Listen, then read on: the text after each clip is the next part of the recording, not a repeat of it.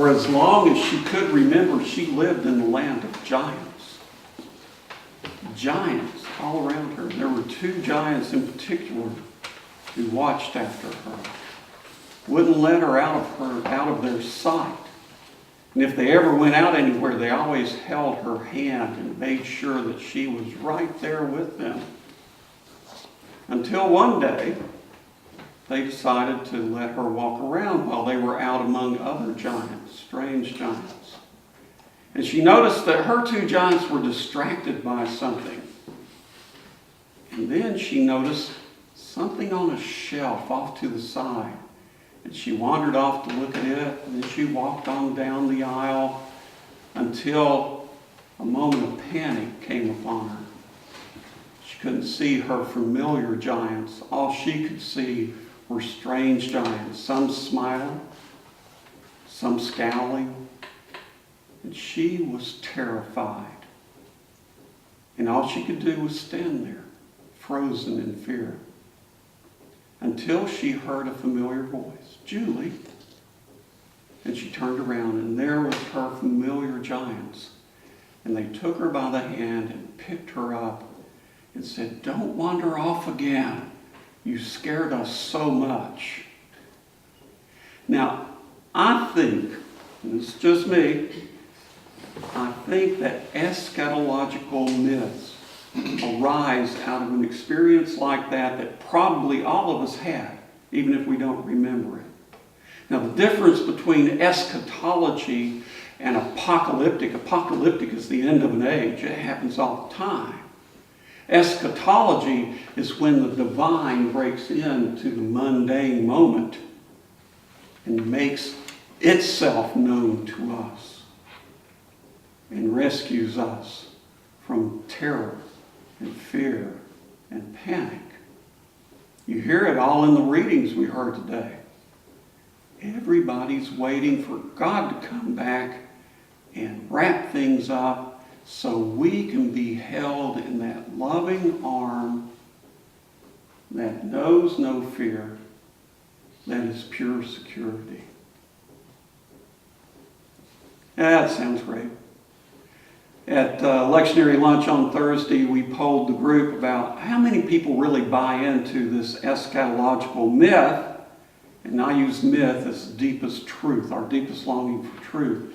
This eschatological myth that we've heard in the lessons today. How many people here, and I said, what if I polled the church and said, raise your hand if you believe that Jesus is going to come floating back on a cloud, and everybody that's living, well, first Paul said all dead people will fly up in the air, and then we'll all just float right up and meet Jesus in the sky.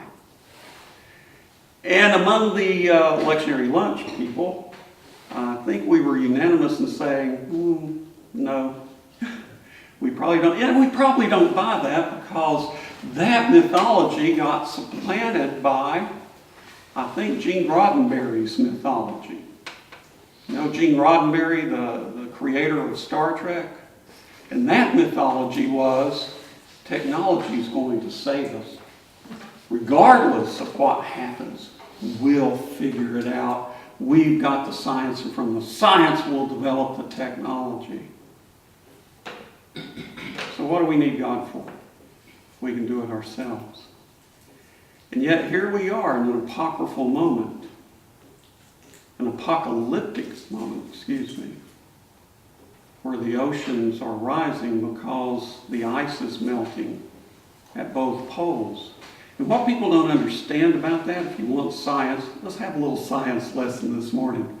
You lose mass at the poles. Mass creates gravity. Gravity flattens out the oceans. When that mass is gone, the oceans bulge. They rise. When the ocean's warm, the oceans rise even more. There we go.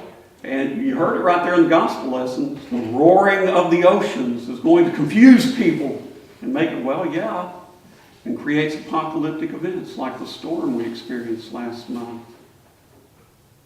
Where's God? Is God going to rush in and save us from this moment? You know, I think so. And it's going to take a mixture of Gene Roddenberry too. And not just Gene Roddenberry. It's going to take more than that. We need to become the myth. Not only do we need to become the myth, we are the eschatological myth. I saw it happen this past week. Did you? Did you hear about the New York City patrolman? That poor guy sitting there without any shoes or socks on in the cold. He was lost. No doubt. He was full of fear. Probably afraid of people wearing blue like that patrolman.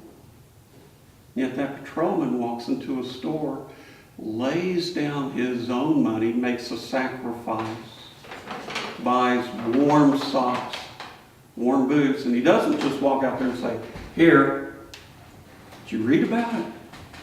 He put the socks on the man. He put the boots on the man. And in that moment, God appeared. And eschatology happened in that loving embrace.